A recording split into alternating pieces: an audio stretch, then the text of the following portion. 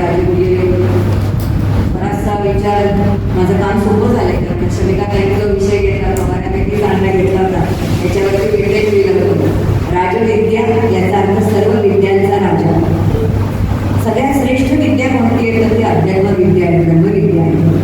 ब्रह्मविद्येसारखं दुसरं ज्ञान नाही आणि म्हणून ते काय तर राजविद्या आहे. आणि राजगुल्ययोग याचा अर्थ काय आहे तर अत्यंत सूक्ष्म सूक्ष्म जे अत्यंतिक सूक्ष्म आहे ते सूक्ष्मातील सूक्ष्म म्हणजे सूक्ष्मांचाही एक राजा आहे, पराकोटीचं सूक्ष्म ज्याचा आपल्याला अंदाजही लागू शकत नाही असं जे सूक्ष्मातलं सूक्ष्म त्याचंही काय एका पराकोटीचा तो राजा, म्हणून ते राजगुल्य.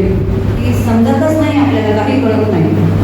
जसं सांगितलं कसं आहे तिथे प्रगट आहे पण दिसत नाही. वर्णानंद भारती त्याला एक सुंदर दृष्टांत देतात. वर्णानंद भारती म्हणतात ज्ञानच ज्ञानाला प्रतिबंध करतं. हा सुंदर विचार आहे, ज्ञानच ज्ञानाला प्रतिबंध करतं. असं वाटतं का आपल्याला की ज्ञानाने परमात्म्याची प्राप्ती करून घ्यायची म्हणजे ज्ञानच प्रतिबंध कसं काय असू शकेल? पण ते असं म्हणतात की आपण गॅलरीचा दिवा लावला, गॅलरी समजा रात्री दिवा लावला आणि सूर्य आला की सूर्य आल्यानंतर गॅलरीचा दिवा हे आपण विसरून जातो. कारण सूर्याच्या प्रकाशामध्ये तो दिवा विसरून जातो. ज्ञानच ज्ञानाला प्रकाशच प्रकाशाला प्रतिबंध करतो. अगदी त्याप्रमाणे मला आत्मज्ञान आहे, मला आत्मज्ञान झालेलं आहे, मला ब्रह्मज्ञान झालेलं आहे, मला आत्मज्ञान झालेलं आहे, हा अहंकारच काय करतो तर त्या खऱ्या ब्रह्मज्ञानाला प्रतिबंध करतो. म्हणून तिला सहजता नाही, सहजतेला काही आवश्यकता नाही ना. ते ब्रह्मज्ञान आहे काय म्हणायची गरज नाही, समजून घेणं सोडून देणं. शेवटी कसं आहे, एखादा आहे अमराईमध्ये एखादा गेला, 2 विद्यार्थी गेले म्हणे गुरुकुलामध्ये राहिले, 12 वर्षे शिक्षण घेतलं आणि गुरुकडनं सगळं आत्मज्ञान घेतलं, विश्वपरिषदांचं ज्ञान घेतलं, जिज्ञासू आहे आणि घरी निघाले. घरी निघाल्यानंतर अमराईमध्ये गेले म्हणे आणि एक जण नुसता विचार केला झाड कसं आहे, करून लावलंय, किती वर्षाने आंबे येतात, कसे घेतात, काय घेतात, सगळी चौकशी करून राहिला आणि दुसरा काही बोलला नाही. त्याने त्या ज्याची आंबाई होती त्याच्याकडे एक आंबा घेतला, खाल्ला आणि निघून गेला. कोण श्रेष्ठ आहे? विचारत बसणारा श्रेष्ठ आहे की ज्याने अनुभवून खाऊन तो श्रेष्ठ झाला, तो खाऊन निघून गेला. अशी परिस्थिती अशी आपण अडकत राहतो. ते ऐका, असं ऐका, तसं ऐका, तसं ऐका. तुमचे परमपूज्य डॉक्टर आता नेहमी म्हणतात कोणतीही साधना असू दे, योग साधना असू दे, ज्ञान साधना असू दे, आपल्या गोळी मला डोकं दुखलं, मला गोळी पाहिजे, मला अनुभव घ्यायचा ना म्हणून मी तेवढं समजून घ्यायचं, मला दुकान नाही करायचं आणि म्हणून मला सगळं ज्ञान नको आहे ना, पण माझ्या साधनेवरून मला नक्की माहिती असलं पाहिजे आणि तेवढं साधने आपल्याला करता येतं. 12व्या अध्यायामध्ये नेमका तो विषय सांगितला. 9व्या अध्यायाचा विषय आपण आता विचारतो त्या 12मध्ये कोणती सांगितलं. 9व्या अध्यायामध्ये राजविद्या राजगुल्ययोग सांगितलं. 30 अध्यायामध्ये आत्मनिवेदन भक्ती आहे आणि आत्मनिवेदन भक्तीमध्ये भक्त या शब्दाची व्याख्या आहे. भक्तांचे 4 प्रकार त्या ठिकाणी दिले गेले. आता भक्तांची व्याख्या करताना साधी सोपी समर्थांची व्याख्या बघूया की तिथे आपण बसतो का आणि जर आपण तिथे बसत नसू तर आपण आपल्याला नक्की ठरवावं आम्ही भक्त नाही, आम्ही उपासक आहोत. समर्थ भक्ताची व्याख्या करताना म्हणतात जो विभक्त नव्हे तो भक्त, म्हणजे जो परमात्म्यापासून भिन्नच नाही आहे तो खरा भक्त आहे. मी जर भक्त असेल, जर मी रामाची भक्त असेल तर मी रामच असलं पाहिजे. मी छाती ठोकपणे सांगू शकते का की मी रामच आहे हे मला सांगता येत नाही. त्याचा अर्थ मी भक्त नाही, मी उपासक आहे. नक्की आपल्याला कळलं पाहिजे की काय आहे. म्हणून जर मला भक्त व्हायचं असेल तर मग भक्तांचे प्रकार आहेत. आर्थ आहे, जिज्ञासू आहे, अर्थार्थी आहे, ज्ञानी भक्त आहे, हे सगळे प्रकार त्या 9व्या अध्यायामध्ये दिले. आणि मला 9व्या अध्यायाचं वैशिष्ट्य काय असेल तर सगळं ज्ञान सांगितलं.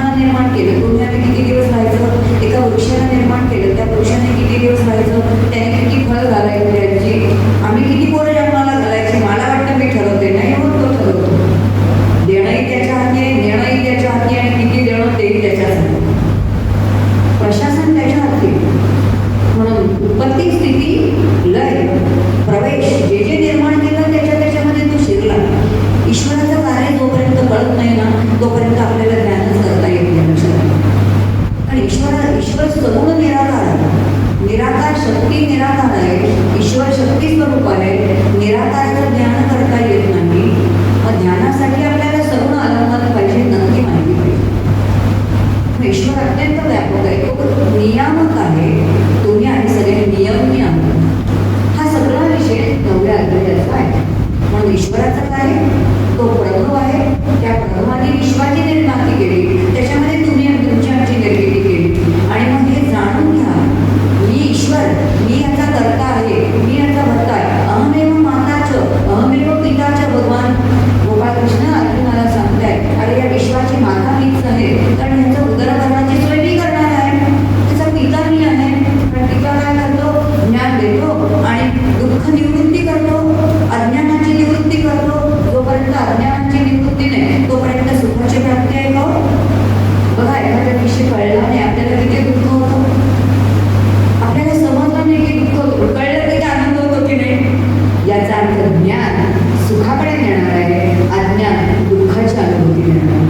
मग माता उदरभरणाची काळजी घेणारी आहे, तर पिता ज्ञान सन्मुख करून सुखाची अनुभूती करणार आहे. आणि म्हणून भगवान गोपालकृष्ण म्हणतात, मीच ईश्वर आहे. ईश्वराची निर्मिती केली. कशी केली आहे? की पहिल्यांदा माझ्या 3 शक्तींचा वापर केला. एकम बहुस्त्यान प्रजा येतं, झालं मला स्फुरण. त्या स्फुरणाने नाही विश्वाची उत्पत्ती निर्माण झाली. मग याच जसा कोळी स्वतःच्या शरीरातून चिकट पदार्थ निर्माण करतो आणि एक जाळं निर्माण करतो, त्यात राहतो आणि नंतर एक जाळं खाऊन टाकतो, तसे या 3 गुणांच्या साह्याने मी काय केलं तर सत्वगुणांच्या साह्याने सर्व देवतांची निर्मिती केली.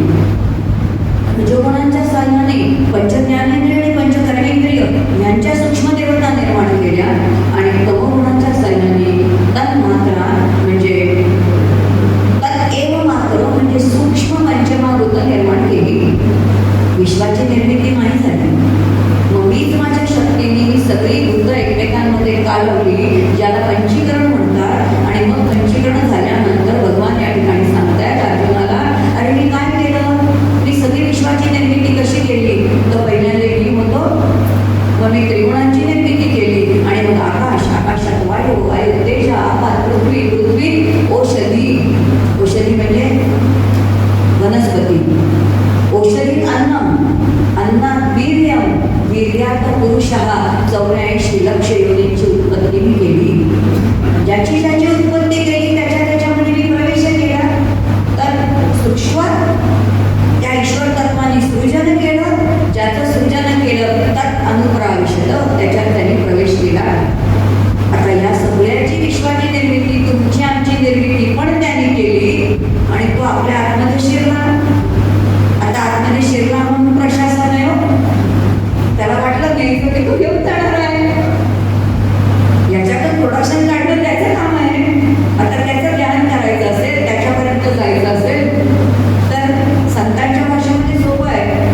संत म्हणतात बाकी काही करू नका, सोपं काम करा. महाद्वारा ओलांडावे, मग देवदर्शन घ्यावे, दृश्य अवघेची सांगावे, जाणून घ्या. जा देवाच्या दरबारामध्ये, कुठच्याही देवाच्या दरबारात जा बरं का. एक पहिल्याने मोठं गेट आहे, मग आणखीन एक गेट आहे, मग काय आहे सभागृह आहे, आणि मग मूळ गाभार आहे. कोणत्याही देवाच्या दरबारामध्ये गेला तर 4 द्वारा ओलांडल्याशिवाय देवाचं दर्शन नाही. मग आता त्या देवाचं दर्शन घ्यायचं असेल तर कसं घ्यायचं? हा राजविद्या राजगुह्य युगाचा विषय आहे, ज्याला राजयुगाची साधना म्हणतात. जी कोणी केलेली आहे तर ती साधना विवेकानंदांनी केलेली आहे. विवेकानंदांची साधना नाही आहे, तत्वज्ञानी जे आहेत ती अशा प्रकारची साधना करतात. हा सगळा इथे विषय आहे. मग 4 प्रकारचे भक्त आहेत. मग त्या भक्तांनी काय काय द्यायचे? पत्रम पुष्पम फलम तोयम, जे जे आपल्याला पाहिजे ते सगळं त्याला द्यायचे. पत्र द्यायचे, पुष्प द्यायचे, फलं द्यायचे प्रत्येकाने. प्रत्येकाच्या कथा फार सुंदर आहे. पत्र कोणी दिलेलं आहे? पत्र कोणी, एक तुळशीचं त्याला कोणी दिले? द्रौपदीने दिलेलं आहे. फुल कोणी दिले? गजेंद्राने दिलेलं आहे. फळ कोणी दिलेलं आहे? शबरीने दिलेलं आहे. तो कोणी दिलेला आहे? रंगीदेवाने दिलेलं आहे. सगळ्यात श्रेष्ठ काय? रंगीदेव सगळ्यात श्रेष्ठ. जे जे काही आपल्याला आहे लक्षात येईल की ह्यातले पहिले 2 जे आहेत ते अत्यंत दोघी. द्रौपदी जी आहे ती संकटामध्ये आहे, गजेंद्र संकटामध्ये आहे, शबरी संकटात नाही आहे. पण रामाचं दर्शन हे तिच्या जीवनाचं ध्येय आहे. पण रंगीदेवाने जे तोय दिलेला आहे त्यांनी स्वतःच्या देहाच्या तुळशी पत्रावरती ठेवून दिलेलं आहे. आणि म्हणून ईश्वराचं पूजन कसं करायचं, भक्ती कशी करायची, हेही याच अध्यायामध्ये सांगितलं. शेवटी भगवान या ठिकाणी सांगते, मन मनात हवं भक्त, मध्याजीवा नमस्कार. अरे तुझं मन मला दे, तुझी बुद्धी मला दे, तू मला नमस्कार कर. म्हणजे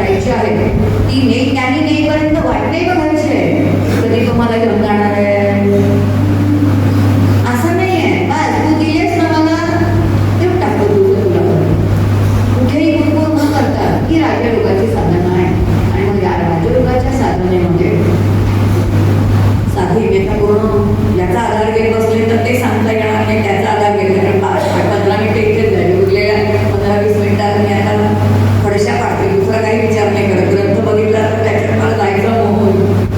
पण राजयोगाच्या साधनेमध्ये आपल्याला 4 देह आहेत हे कळलं पाहिजे. पहिला देह आहे स्थूल देह आहे, त्याचं शास्त्राने केलेलं वर्णन आहे. ज्याचं वजन काट्यावरती केलं जातं त्याला स्थूल देह म्हणतात, जो हाडामासाचा आहे. समर्थ त्याला म्हणतात तत्वाचे गाठोडे शरीर. पंचमहाभूतांचे गाठोड आहे, ज्याला तुम्ही आम्ही शरीर म्हणतो, ज्याला तुम्ही आम्ही निधी म्हणतो. हे काय आहे, ते शरीर म्हणजे काय आहे, पहिला स्थूल देह. त्याच्या आतमध्ये सूक्ष्म देह आहे. हे पंचमहाभूताचं गाठोड म्हणजे स्थूल देह. त्याच्या आतमध्ये सूक्ष्म देह आहे, 19 तत्वांचा बनलेला आहे. 19 तत्व कोणते? पंचज्ञानेंद्रिय, पंचकर्मेंद्रिय, पंचप्राण आणि अंतःकरण, पंचधातू, 4 पदार्थ, मन, बुद्धी, चित्त आणि अहंकार. 19 तत्व बनवून जो बनलेला आहे त्याला सूक्ष्म देह असं म्हणतात. त्याच्या आतमध्ये आणखीन एक देह आहे ज्याला कारण देह असं म्हणतात. आणि त्याच्या आतमध्ये आणखीन एक देह आहे, तो म्हणजे महाकारण देह आहे. आता हे 4ही देह ओलांडून आपल्याला पलीकडे जाते. ध्यानाच्या प्रक्रियेत तर काही असतं, या सगळ्या ध्यानाच्या प्रक्रियेत लक्षात घ्या. हे येता जाता करता येण्यासारखं ध्यान नाही. एका ठिकाणी बसूनच करावं लागेल, चिंतनच करावं लागेल, ब्रह्मचिंतनच करावं लागेल. हे सगळं आपल्याला करावं. मग हे 4ही देह ओलांडण्याची प्रक्रिया वेगळ्या वेगळ्या. मग 4 देह ओलांडण्याच्या प्रक्रिया कशा आहेत? स्थूल देह ओलांडणं म्हणजे काय? स्थूल देह हाडामासांचा आहे. या हाडामासांच्या देहावरती तुमचं आमचं अतिशय प्रेम आहे. या देहाला आपण किती नटवतो, त्याची किती काळजी घेतो. माऊली तर म्हणतात देह हाडाची मुळी, मी तो म्हणून पोटाळी. तुम्ही त्याला मी म्हणून पोटाळून करता. हे दुसरं काही नाही, हाडाची लाकडाची मुळी, दुसरं काही नाही. ज्याला आपण इतकं पोटाळतो त्याला संत लाकडाची मुळी म्हणतात. आपल्याला आवडेल का? नाही. पण हा देह ओलांडायचा म्हणजे काय? मला माझ्या स्वरूपापर्यंत जाण्यासाठी भगवान अर्जुनाला सांगताय तू आधी समजून घे की स्थूल देह तू नाहीस, तो स्थूल नाहीस. याचा अर्थ तो देह तुला काढून टाकायचा विचार नाही. कारण हा पंचमहाभूतांचा बनलेला पृथ्वी तत्वाचा आहे, जो पृथ्वी तत्व अत्यंत कठीण आहे. आणि म्हणून अहंकार इतका कठीण आहे की तो जाता जात नाही. अहंकार पृथ्वी तत्वाचा आहे, त्याचा तुझा देह बनलेला आहे. तो मी नाही आहे पहिल्यांदा समजून घे. आणि त्याचा अनुभूती घ्यायची असेल तर काय करायचं? या देहाच्या विषयी अनासक्ती येईल असं काहीतरी करायचं. याच्याविषयी मला जेव्हा अनासक्ती येईल, अजिबात त्याच्याविषयी आसक्तीच राहणार नाही, तेव्हा हा देह ओलांडला जातो असं शास्त्र म्हणतं.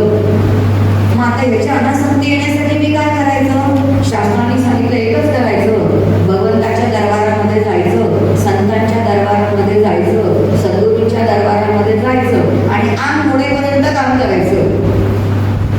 इकडे बसून करायला सेवा सगळ्यांना आवडते बरं का, पण खाली बसून झाडू मारायची सेवा कोणाला आवडेल का? ती पण आवडली पाहिजे, कारण ती सेवा आहे. चपला लावायची सेवा ती आवडेल का कोणाला?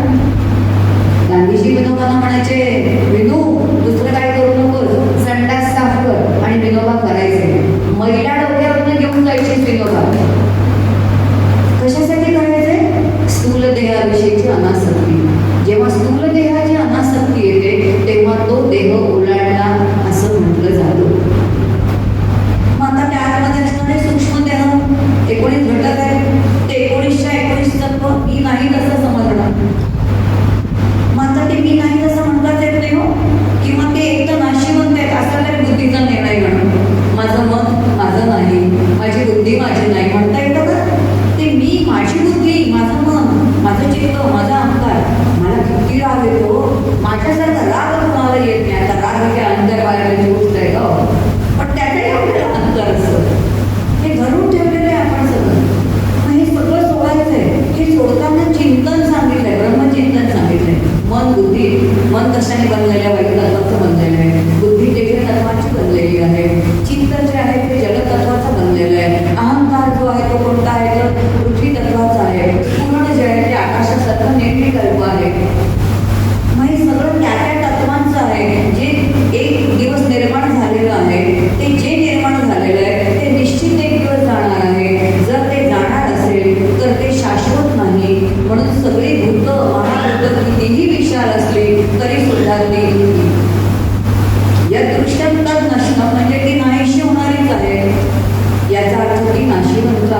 ती शाश्वत नाही असा बुद्धीचा निर्णय करणं.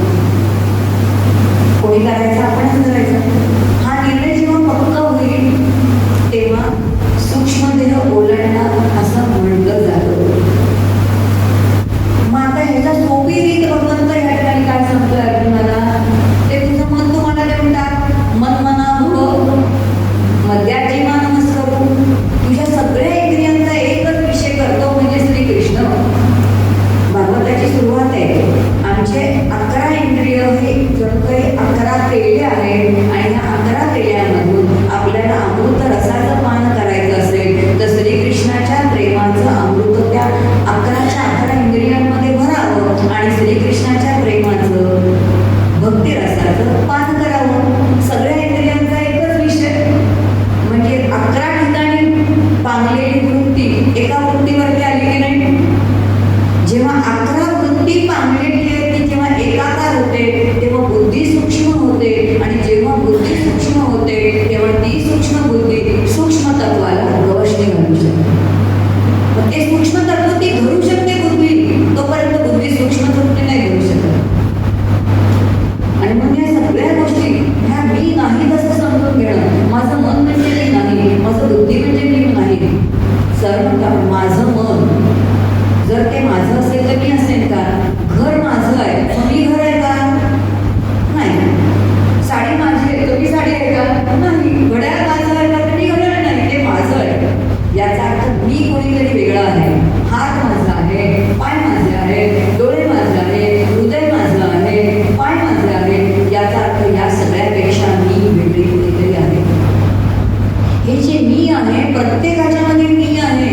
मी तुमच्या घरी येते, वेळ मारते, तुम्ही मला आतून विचारता कोण आहे, मी उत्तर देते मी आहे. मी वेळ मारल्यानंतर तुम्ही उत्तरच देत नाही, मी बाहेरून म्हणते अहो आतमध्ये कोण आहे, तुम्ही उत्तर देता मी आहे.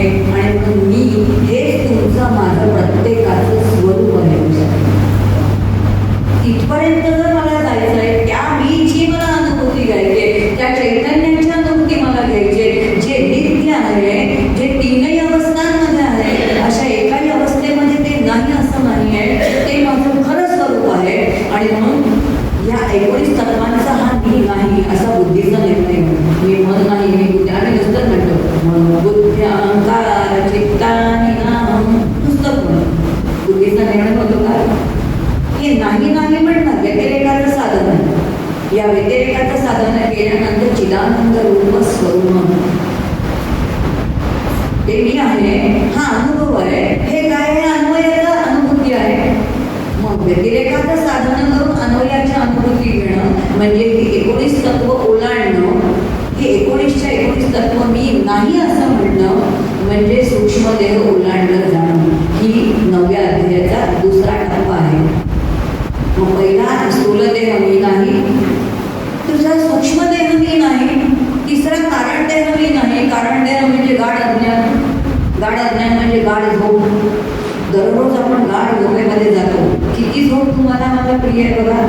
कधी विचार करतो का की झोप आम्हाला इतकी का प्रिय आहे? एक दिवस झोप नाही झाली की आपण 10 वेळा म्हणतो अरे बापरे आज झोप झाली नाही, आज झोप झाली नाही, आज झोप झाली नाही. नाही झाली तर काय वेळ संत तर झोपतच नाही. आमच्या मनात तर झोपतच नाहीत. आमचे डॉक्टर त्यांना झोपलेलं आम्ही कधी बघितलेलंच नाही. इथंच सांगते सगळं जग जिकडे झोपलेलं असतं पण ज्ञानी तिकडे जागा असतो आणि सगळे जिथे जागे असतात तिथे ते झोपलेले असतात. कधी समजून घेणार?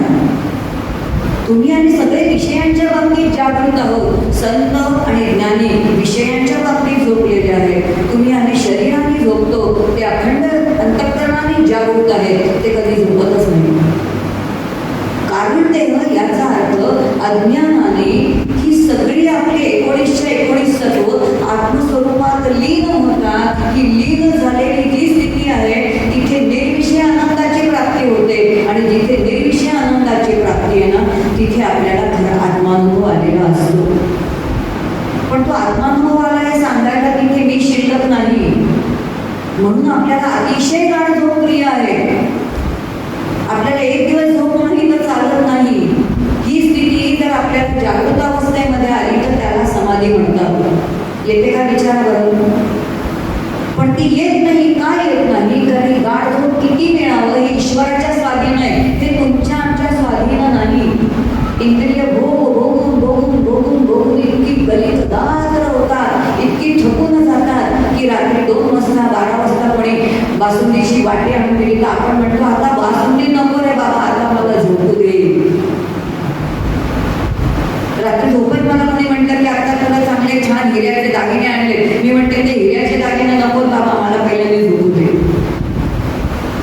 एकही सविषय आनंद, जिथे निर्विषय आनंद मिळतो तिथे चालत नाही, हे सिद्धांत आहे. हे समजून घ्यावे लागतील आपल्याला. आणि म्हणून सुषुप्ती गाढ दशा जी आहे त्याला कारण देह म्हणतात. त्याला कारण देह म्हणतात कारण तो दोन अवस्थांच्या साठी कारणीभूत होतो. या अवस्थेमध्ये गेल्याशिवाय आपण जागृत अवस्थेमध्ये सुद्धा येत नाही आणि याच अवस्थेमध्ये गेल्याशिवाय आपण स्वप्नावस्थेमध्ये सुद्धा जात नाही. ज्या 19 इंद्रिय आपली बहिर्मुख आपण भोग भोगतो ते 19 इंद्रियांनी आपण स्वप्नामध्ये सुद्धा भोग भोगतो. पण स्वप्नावस्थामधला भोग कालावधी कमी आहे आणि जागृत अवस्थेमधला तो जास्त आहे. फरक तेवढाच आहे, बाकी काही नाही. दोन्हीकडे भोगांची प्रक्रिया आहे. पण सुषुप्ती दशेमध्ये ते काही नाही. पण तिथे आनंद असला तरी आनंद घेणारा मी नाही, म्हणून ती अज्ञानी दशा आहे, अज्ञानाची दशा आहे. म्हणून त्याला तिसरा कारण देह मानलेला आहे. मग आता हा कसा ओलांडला जायचा? हा ओलांडताच येत नाही. हा ओलांडता येत नाही आपल्याला, कारण का तर तो ईश्वराच्या स्वाधीन आहे. किती आनंद भोगायचा तो त्याच्या हातात आहे. एक दिवस प्रयत्न करून बघा, मला पाहिजे तेव्हा झोप लागते का भोगायला? नाही ना. आपण सगळे सुखाची साधनं गोळा करतो, पण सुख किती मिळावं हे आपल्या हातातच नाही आहे. मला पैशांनी गाडी विकत घेता येईल, पण झोप विकत घेता येईल का? सांगा बरं, झोप विकत घेता येईल? पण स्वरूपाचा आनंद किती मिळायचा आहे तो आपल्या स्वाधीनच नाही, ते ईश्वराच्या स्वाधीन आहे. आणि ईश्वराची उपासना जितकी करू, आणि ती उपासना फुलांनी करायची नाही, ती दिवे ओळून करायची नाही, ती उत्पत्ती ओळून करायची नाही, ती कर्मफळानेच करावी लागते. बस आपली कर्मफळाने केलेली उपासना ईश्वराला अत्यंत अधिक प्रिय आहे. कर्माला पर्याय नाही. आणि ती कर्म अत्यंत शुद्ध कर्म, अतिशय शुद्ध कर्म, निरपेक्ष कर्म, वेदविद निष्काम कर्मानेच ईश्वराची उपासना केली जाते. ईश्वराला धर्म अत्यंत प्रिय आहे. म्हणून तुमचं आमचं जीवन धर्म, न्याय आणि नीती आणि बंदिस्तच असलं पाहिजे. असं बंदिस्त जीवन, अशी कर्मफळं ईश्वराला अत्यंत प्रिय आहे. म्हणून कर्मफळाने त्याचं पूजन आहे. आमचे कर्मचे डॉक्टर काका खूप छान काका म्हणतात, देवाला कोणती फुलं घालणार म्हणे. आम्ही काय करतो ते स्वतःचं उदाहरण गमतीने सांगायचे. मी म्हणे जायचो माझ्या दवाखान्यामध्ये, तेव्हा फुलं घ्यायचो आणि रस्त्यावरच्या एका देवळामध्ये मी फुलं टाकायचो. भाषा करते मी फुलं टाकायचो, नंतर मी फुलं घालायचो. मग फुलं घालायचे नसतात, फुलं व्हायची असतात. मग मी फुलं व्हायचो. मग लक्षात येतं फुलं व्हायची नसतात, फुलं समर्पित करायची असतात. मग मी फुलं समर्पित करायला लागलो. आणि मग जसजशी माझी भक्ती परिपक्व होत गेली तसतसं मला कळलं की फुलं घालायची नसतात, फुलं समर्पित करायचं नसतं. मी एक माझं फुलं म्हणून जीवन, माझं जीवन परमेश्वराला समर्पित करायचं. याला आत्मनिवेदन भक्ती म्हणतात. ही आत्मनिवेदन भक्ती 9व्या अध्यायामध्ये. म्हणून माझं प्रत्येक कर्म हे त्याला समर्पित झालं पाहिजे. प्रत्येक कर्म करताना विचार पाहिजे, हे योग्य करते ना? जागृत अवस्थेमधलं कर्म त्याला समर्पित करणं, स्वप्नावस्थेमधलं कर्म सुद्धा त्याला समर्पित करणं, तीनही अवस्था त्याला समर्पित करणं. आणि चौथी अवस्था म्हणजे ध्यानाला बसलो असतो तर ध्यानाला बसल्यानंतर तर काय मग स्मरण साधना असेल किंवा नामसाधना असेल, नामधारक असेल तर त्याला कार्यक्रमच नाही. एक टप्पा साधनेचा कमी होतो. पण सोहम साधनेमध्ये बरेच सोहमचा जपच करतात, सोहमचा जप नाही. मग 6 म्हणजे ईश्वर कसा आहे? ईश्वर विश्वव्याप्त आहे. तो जर विश्वव्याप्त असेल तर आता ध्यान प्रक्रियेमध्ये लक्षात येईल की मी प्राणायाम सिद्ध करते. प्राणायाम सिद्ध करताना आपल्याला उपनिषद आणि गीता सांगते कधीतरी श्वास घेताना प्राण म्हणजे श्वास घेताना आयामाचे 2 अर्थ आहेत, विविलयती आणि विस्तारयती. याचा अर्थ माझेच श्वास मी जेव्हा घेते तेव्हा त्याचा विस्तारही मला करता आला पाहिजे आणि त्या श्वासांचा मला लयही करता आला पाहिजे. लय करून मला सूक्ष्मता साध्य करून घेतली पाहिजे आणि विस्तार करून मला स्थूलता सुद्धा काय येतं साध्य करून घेतली पाहिजे. आणि म्हणतो हनुमंत तो स्थूल आणि सूक्ष्म आहे, कारण त्याच्या प्राणावरती नियंत्रण आहे. मी पण प्राणायाम करते, पण मला काहीच साध्य नाही. मग प्राणायामाचा अभ्यास करून मी काय साध्य केलं? स्थूलता सूक्ष्मता साध्य केली का? प्रश्न आपणच आपल्याला विचारायचा. ते दुसऱ्यांना नाही करायचं. आणि म्हणून महाकारण देह ह्या ज्ञानाची अवस्था आहे की ते ईश्वर म्हणजे काय, ईश्वराचं चिंतन आहे आणि या ईश्वराला मी माझं समर्पित करणं आहे. आणि मग समर्पित काय आहे, ईश्वर संपूर्ण या विश्वामध्ये व्याप्त असेल तर माझं सगळं त्याला समर्पित आहे, माझे श्वास त्याला समर्पित आहे. तर वायू असेल, माझा श्वास म्हणजे वायू आहे, याचा अर्थ माझे विशाल वायू आहे, त्या विशाल वायूमध्ये मी माझा छोटा वायू जो श्वासरूपी आहे तो मी विलीन करायचा आहे. पृथ्वी तत्व प्रचंड व्यापक आहे. पृथ्वी तत्व व्यापक असणारी माझे हाडं मासं जे आहे ते पृथ्वी तत्व आहे. विचाराने मी त्याला समर्पित करून टाकणार. बाहेर प्रचंड जन आहे, मग माझा आतमध्ये असणारा रक्त, रस, मूत्र, घाम हे सगळं जल आहे. हे जलतत्व मी विचाराने छोटं जल मोठं जलामध्ये विलीन करायचं. तेज तत्व बाहेर असणारा सूर्य, माझी बुद्धी आणि माझा जो वैश्वानर आहे तेज तत्व आहे. विचारांनी मी सगळं त्याच्यामध्ये विलीन करायचं.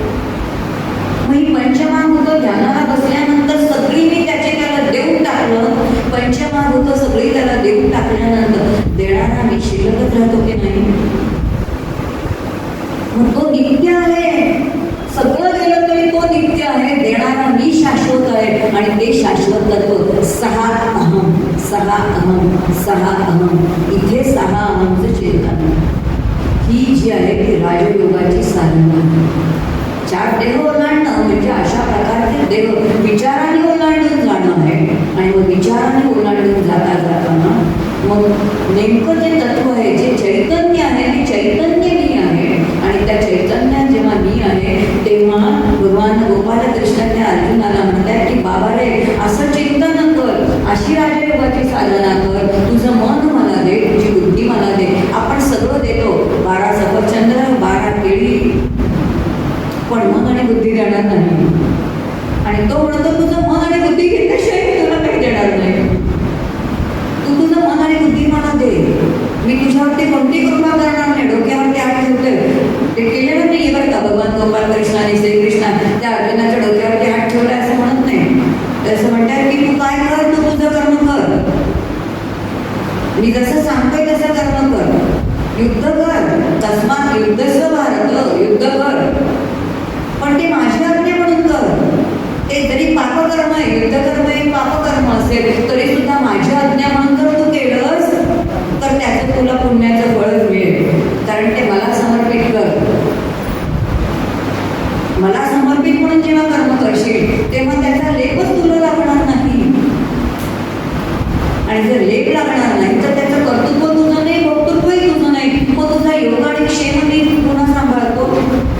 मग आपल्याला आपलं योगक्षेम म्हणजे काय सांभाळणं, योग सांभाळणं म्हणजे काय, योगक्षेम याचा अर्थ आपलं सगळं परमात्माच करतो असं नाही. योग याचा अर्थ जे तुला प्राप्त नाही ते मी तुला प्राप्त करून देतो. योगाचा अर्थ फार सुंदर आहे. योग याचा अर्थ जे तुला प्राप्त नाही ते मी करून देतो. योग साध्य करणं याचा अर्थ प्रत्येक क्रियेमध्ये परमेश्वराचं स्मरण तुला होईल अशी बुद्धी मी तुला देतो. योग याचा अर्थ कर्मातून तुला मी माझं स्मरण करून देण्याचे की कृपा मी तुझ्यावरती करतो. योग क्षेम याचा अर्थ जे तुला आता प्राप्त होईल, तू काही उपासना करशील, तू काही साधना करशील, तुझी योग साधना करतोय, तुझी काही साधना करतोय, त्या साधनेने तुला काहीतरी प्राप्त झालेलं आहे. अहंकाराने ते सगळं निघून जाईल. पण जर माझं स्मरण करून तू हे सगळं करशील तर हे सांभाळून ठेवण्याची जबाबदारी माझी आहे. परमार्थामध्ये मिळवणं फार सोपं आहे, पण मिळवलेलं सांभाळणं फार कठीण आहे. आणि ते सांभाळण्याचं काम मी करीन, त्याला म्हणतात क्षेम. जे मिळवलं आहे ते सांभाळून ठेवणं याला क्षेम म्हणतात. आणि म्हणून तुझा योगक्षेम मी मागीन. योगक्षेम मागणे म्हणजे याला योगक्षेम मागणे म्हणतात. तुकोबारायांचं वचन आहे बरं का. योगक्षेम माझा पांडुरंग माझा सगळा वाहतो. कसा वाहतो आपल्याला वाटतं. तुकोबाराय गमतीने आमचे काका म्हणतात, देवच्या एखाद्या दुकानामध्ये गेले असते हॉटेलमध्ये आणि मिसळ पाव खाल्ला असेल आणि पांडुरंग येऊन काय करतो तर बिल देत होता. काय याला योगक्षेम मान नाही. तुका म्हणे खावे प्यावे जमा खर्च तुझा. हे 4 देह ओलांडण्याची स्थिती आहे, लक्षात घ्या. तुकोबाराय आपले स्वतःचे 4 देह ओलांडून गेले. अखंड 4 देह पांडुरंग रूप झाले.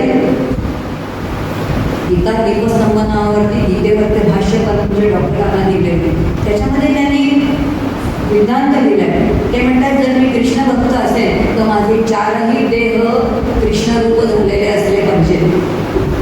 आपणच आपल्याला प्रश्न विचारा, माझे जे उपास्य दैवत आहे, माझे 4 देव त्या देवाचा रूप झालेले आहेत का?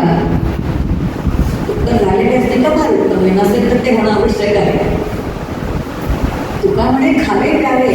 आता मी जे काही खातो आणि पितो त्याचा जमा खर्च तुझ्या नावाने आहे. याचा अर्थ माझ्या जीवनामध्ये जी जी काही कर्तव्य कर्म मी करतो, जे काही माझे भोग भोगतो, सगळे भोगतो, त्याचा कोणताच जमा खर्च माझा नाही, सगळा तुझ्या नावाने. जर मला काही भोग मिळाले तर ते भोग तुझ्यामुळे मिळाले, म्हणून त्याचा जमा खर्च तुझ्या नावाने आहे. मी भोग भोगतच नाही. मी लौकिकामध्ये मी जरी खाताना दिसत असलो तरी दिसताना मी खातो, पण मी जेव्हा घास आतमध्ये घेतो तेव्हा मी तुकोबाराय म्हणतात मी विठ्ठलाला तुला भरवतो, म्हणून तो घास एक तुलाच भरवला जातो. आपलं कधीतरी असं होतं का हो? दाखीमध्ये ते म्हणतात भरलेलं ताट समोर असलं की मला प्रश्न पडतो की विठ्ठला तुला मी कसा ग्रहण करू. आम्ही जेवण दिसल्यानंतर कधी एकदा तुटून पडेल. ही तुमची आमची स्थिती आहे लक्षात. काय कसाही भोग साधणार. 4 देव ओलांडून जर आपल्याला जायचं असेल तर कशा प्रकाराने ओलांडून जावे लागते, किती प्रकाराने ओलांडून जावे लागते. आणि म्हणून स्थूल देह मी नाही, कारण देह मी नाही. स्थूल देह मी नाही, सूक्ष्म देह मी नाही, कारण देह मी नाही. महाकारण देहामध्ये चिंतन करावं लागेल, स्वतःचा देह सोलून काढावा लागेल आणि सगळा सोलून काढून तो परमेश्वराला देऊन टाकतो. माझं मला सोडणं आहे. आपण आपल्याला सोडतो का 4 देह असं? आमच्या आत्ता त्यांच्याकडे मी काही भागवत शिकले त्या म्हणायच्या की सोलीव सूत नावाचं एक प्रकरण समर्थाने लिहिलेलं आहे. सोलीव सूत, त्याचं नावच सोलीव सूत. केळं नुसतं नाही खाता येत, ते सोलूनच खाता येतं. सोलल्याशिवाय केळं नाही खाता. सोलल्यानंतर आनंद देतं की नाही. कलिंगड वरचं साल सोडूनच काढावं लागतं, नारळ वरचं टाकूनच द्यावं लागतं. याचा अर्थ सोलल्याशिवाय खाता येत नाही. तसा जो आनंद आहे, जो परमात्मा आहे, तो आपल्या आतमध्ये आहे. त्याच्यासाठी आपल्याला स्वतःला सोडून काढावं लागेल आणि स्वतः सोडायचं असेल तर साधकाला स्वतःचे 4 देव सोडून काढणं ही राजयोगाची साधना आहे. उपनिषद म्हणतं पंचकोश आहे, 5 कोश काढा. योगामध्ये 5 कोशांची साधना. 5 कोश तरी सोला, नाहीतर 4 देह तरी सोला. पण हे देह सोडल्याशिवाय काय नाही तर आपल्याला तिथपर्यंत जाता येत नाही. मग आता हे घडून काढायचे असतील तर 4ही प्रकारच्या उपासना वेगळ्या आहेत, त्या समजून घ्या. आता त्या सांगितल्यात बरं का. 9व्या अध्यायाचा विषय, मला जर माझ्या स्थूल देहाविषयीची अनासक्ती पाहिजे असेल तर या स्थूल देहाने मला ईश्वराची पूजा करावी लागेल. मला ईश्वराला काय करावं लागेल तर त्याची उपासना करावी लागेल, त्याचं पूजन करावं लागेल, मंदिरामध्ये जावं लागेल, सेवा करावी लागेल. सेवा केल्याशिवाय आत्मस्वरूपाचा मेवा मिळणार नाही हा सिद्धांत आहे. मग सूक्ष्म देह ओलांडायचा असेल तर हे मी नाही आहे.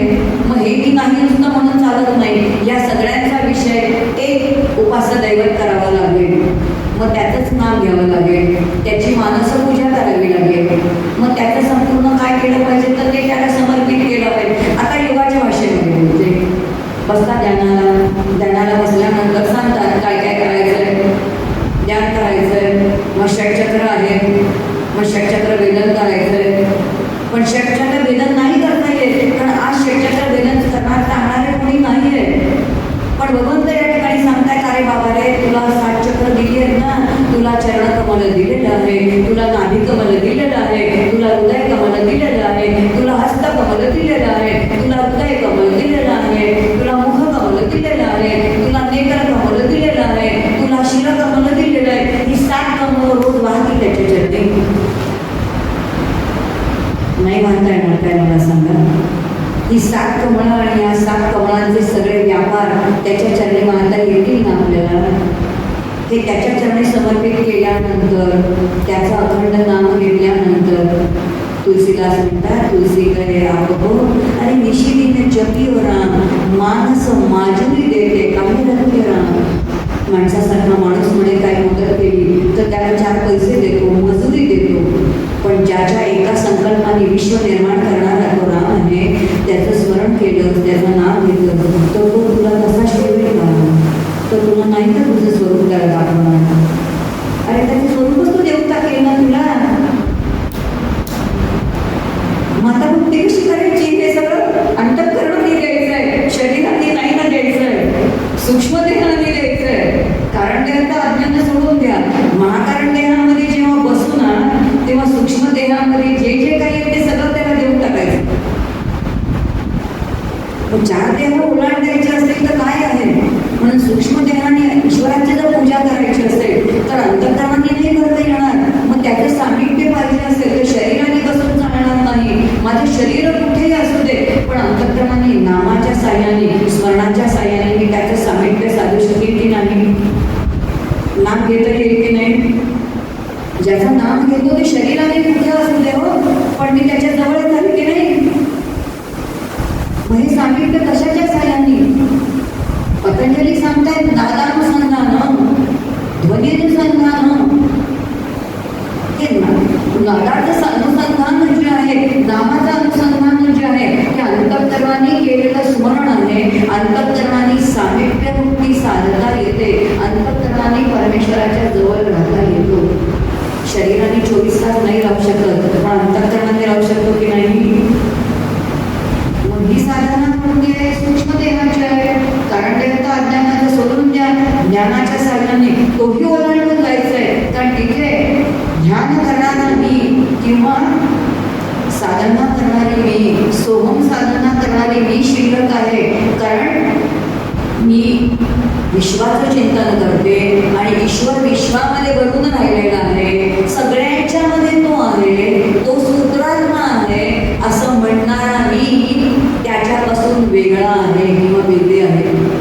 म्हणून महाकारण देह सुद्धा चौथा देह असला तरी तो द्वैत आहे, म्हणून तेही सुटलं पाहिजे.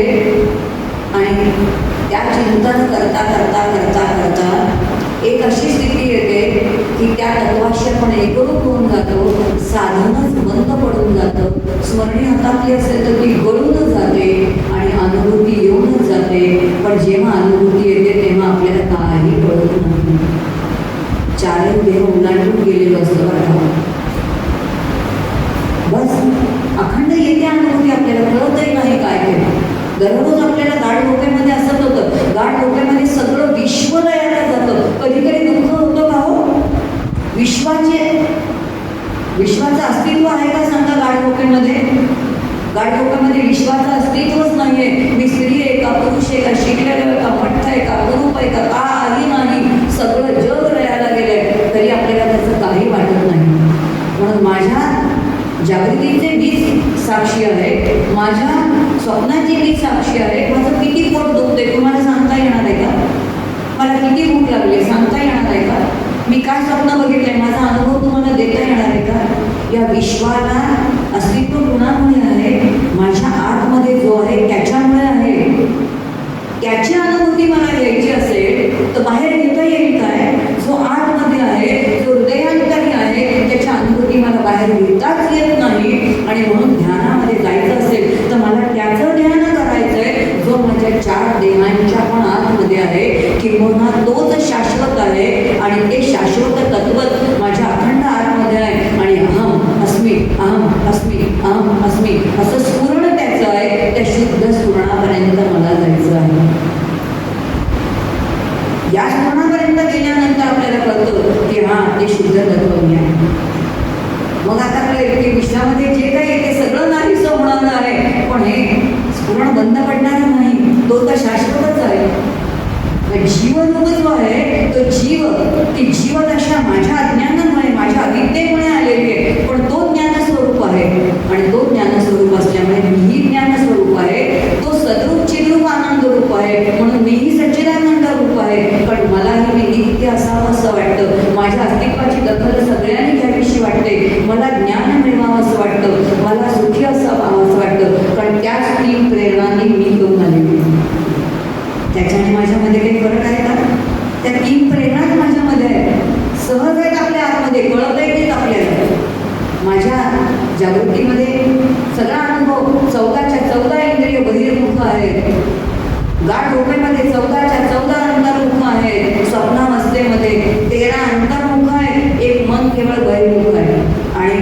जेव्हा ध्यानाला बसतो तेव्हा 14च्या 14 ज्ञानावस्थेमध्ये आहे. ह्या 14 अवस्थेतून ज्ञानावस्थेतून आपल्याला पलीकडे जायचं. आणि जेव्हा पलीकडे जाऊ तेव्हा उन्मनी स्थिती आहे, मनाची उन्मनी स्थिती झाली असते, कळणारे नाही. आणि म्हणून तिथे वाणीचा प्रांतच नाही.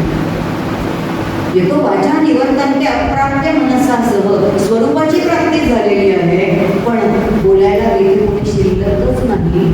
ही अनुभूती तुम्हाला आम्हाला नित्य आहे. गाढ झोपेमध्ये दररोज अनुभूती आहे, अखंड अनुभूती आनंदाची आहे. तो आनंद निर्विषय आनंद आहे. तुम्हाला आम्हाला सविषय आनंदाची सवय. अरे आज दिवसा सकाळचा किती छान होता हो, चटणी किती छान होती, फारच बरं वाटलं. पण रात्री झोपेपर्यंत घरची गाडी नाही ना, घरची उशी नाही ना, किती कुरकुर केली असेल. पण गाड झोपल्यानंतर तेवढी ऊर्जा प्राप्त झाली, स्वरूपाची प्राप्ती आहे. याचा तर अनुभूती ज्याची आहे ती सूक्ष्म वृत्तीच आपली होत नाही. आणि म्हणून ध्यानाला बसल्यानंतर आपल्याला ह्या आनंदापर्यंत, स्वरूपापर्यंत जायचं. हे चारही देह ओलांडून जायचे. म्हणजे चारही ठिकाणची उपासना वेगळी आहे. चारही ठिकाणच्या उपासनेने आपल्याला तिथे जाता येतो. ब्रह्माची उपासना नाही, ब्रह्म अनुपासना आहे. पण ब्रह्माची केलेली उपासना आहे. आणि म्हणून शिवम भूत्वा शिवम यजेत असं म्हटलेलं आहे. आता कोणीतरी विचारला आत्मानुभव झालेल्याचे गुण काय सांगता येतो का?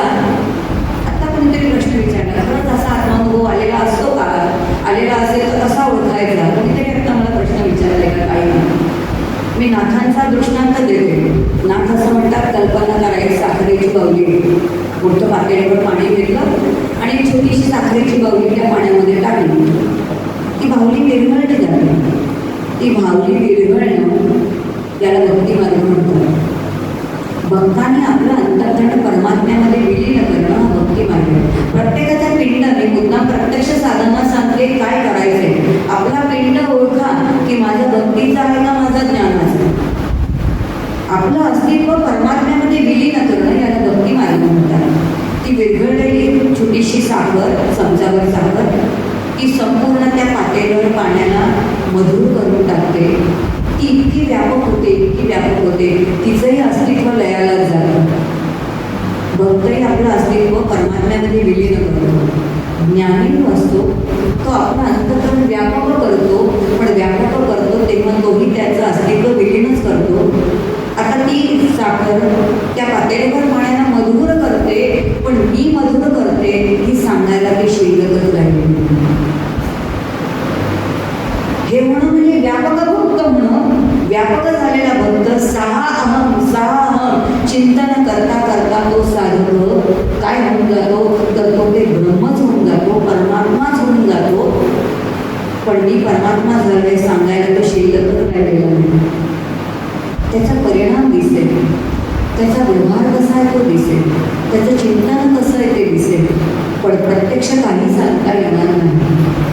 आणि मग आत्मज्ञान झालं हे सांगायचे प्रश्नच नाही. मग चिंतन कशा प्रकारचं आहे? ब्रह्मचिंतन करणं आहे. योगामध्ये काय करायचंय, ध्यानामध्ये काय करायचंय, तर परमात्म्याचं चिंतन करायचंय. त्याचं स्वरूप काय आहे, म्हणून ब्रह्म सच्चिदानंद घन आहे, ते ब्रह्मचिंतनच आहे. आणि चिंतनानेच आपल्याला ब्रह्माची प्राप्ती आहे. ती कशी आहे? आता आपल्याला इथे वेदांत उपयोगाला येतो. वेदांत म्हणतो जे ब्रह्मचिंतन केलं जातं तो साधक त्याच्या देहासकट ब्रह्मस्वरूपच होऊन जातं. कसा काय होतो? कीटक गुरुंग न्याय सांगितलं, सुंदर सांगितलं. एक आळी असते, म्हणजे एक फुलपाखरू असतं किंवा एक भुंगा आहे. ते फुलपाखरू अंडी घालतं, त्या अंड्याची मग अळी होते. अळी झाल्यानंतर ते फुलपाखरू त्याच्या तोंडाच्या इथे मिशीसारखा एक कडक असा भाग होतो. त्या कडक भाषेने त्या अळीला टोचतो. टोचल्यानंतर त्या अळीला वेदना होतात. इतक्या वेदना होतात की अळीसारखा विचार करते, मला वेदना कोणी दिली? हां, अशा आकाराने मला वेदना दिली. मला वेदना कोणी दिली? या आकाराने मला वेदना दिली. मला एवढं दुःख दिलं, कोणी दिलं? या वेदने, या आकाराने मला दुःख दिलं. कारण त्या अळीने सूक्ष्म रूपाने ते फुलपाखराचं ते रूप पाहिलेलं असतं, भुंग्याचं ते रूप पाहिलेलं असतं. ती वेदना ते रूप आठवण करता करता करता एक दिवस अळीचं अळीपणच निघून जातं आणि ती फुलपाखरू होते. याला कीटक गुरुंग न्याय म्हणतात.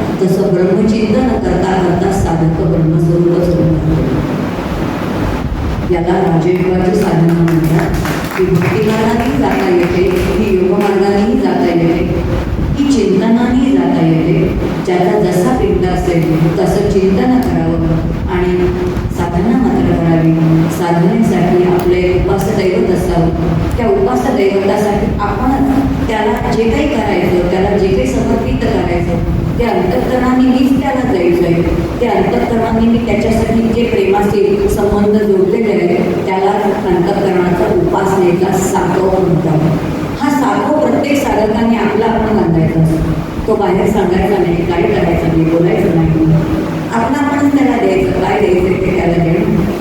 तो म्हणून जीवभावापासून देवभावापर्यंत, जीवभावापासून आत्मभावापर्यंत, जीवभावापासून ब्रह्मभावापर्यंत जाण्यासाठी आपणच आतमध्ये एक आपला उपासनेचा सेतू बांधावा आणि या तीरापासून त्या तीरापर्यंत जावं.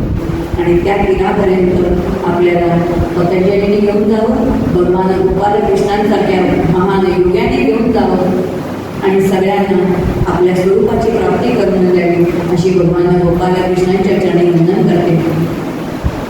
तो तर करुणासागर आहे हो, पण ईश्वर स्वरूप जीवावरती जोपर्यंत ईश्वराची कृपा होत नाही तोपर्यंत काहीच होत नाही. आता जे काही चिंतन झालं ते चिंतन ईश्वर सगुण निराकार आहे, पण त्याची कृपा सगुणाच्या माध्यमातून होते. म्हणून मायलेकीवरती ज्या सगुणाची कृपा झाली ते बाजूला बसणार आहे